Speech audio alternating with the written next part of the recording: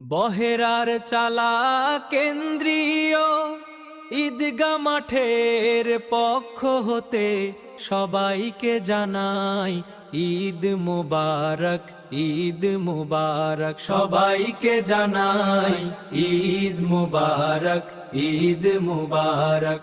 বিসমিল্লাহির রহমানির রহিম। সম্মানিত এলাকাবাসী, মুসল্লিয়ান, আসসালামু আলাইকুম। ঐতিহ্যবাহী বহেরার চালা কেন্দ্রীয় ঈদগাহ মাঠ কমিটির পক্ষ থেকে আপনাদের সবাইকে জানাই পবিত্র ঈদুল আজহার শুভেচ্ছা।